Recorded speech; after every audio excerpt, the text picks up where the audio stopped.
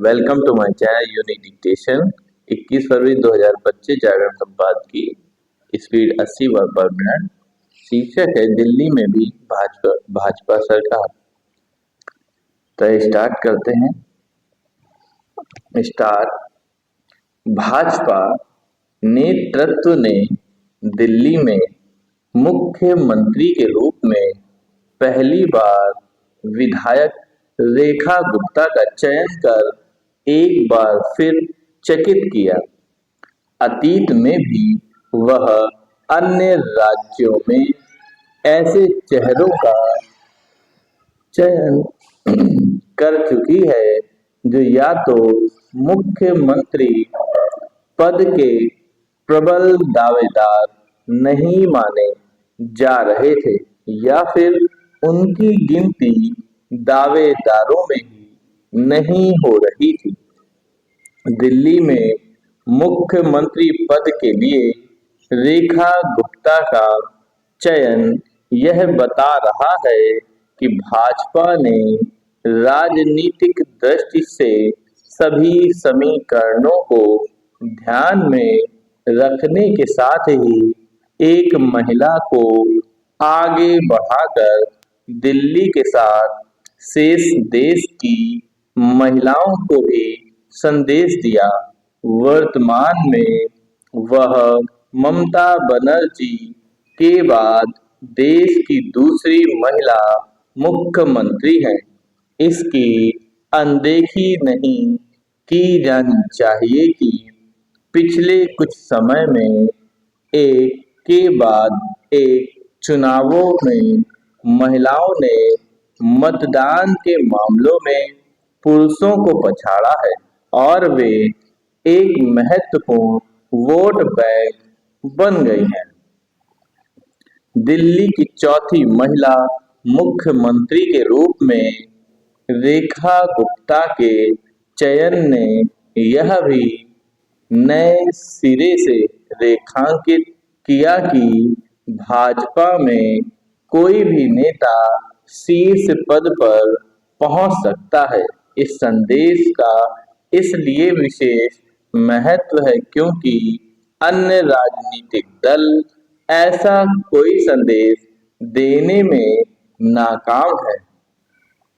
मुख्यमंत्री के रूप में रेखा गुप्ता की शपथ के साथ ही 27 वर्षों बाद दिल्ली में भी भाजपा की सरकार पदासीन हो गई।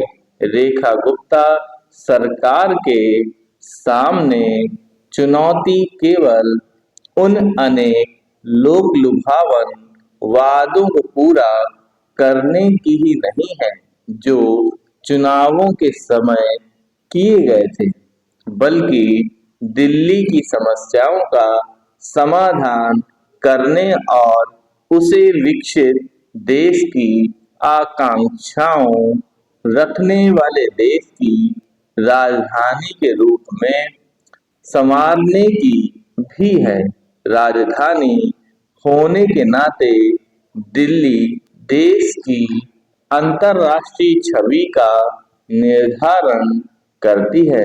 निसंदेह रेखा गुप्ता के पास संगठन का अनुभव है और उन्हें थोड़ा बहुत प्रशासनिक अनुभव भी है, लेकिन उनके समक्ष चुनौतियां कम नहीं।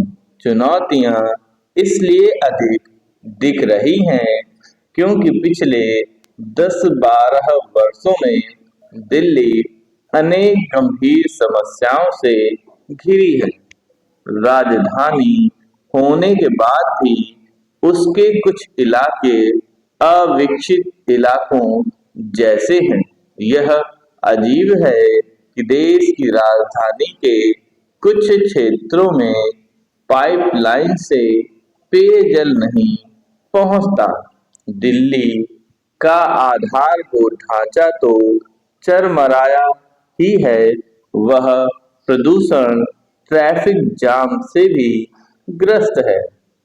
दिल्ली में बहने वाली यमुना भी बुरी तरह प्रदूषित है। दिल्ली की समस्याएं इसलिए और अधिक बढ़ी क्योंकि आम आदमी पार्टी की सरकार और केंद्र सरकार में हर बात पर झगड़ा होता रहा। इससे समस्याएं सुलझने के स्थान पर उलझती रही।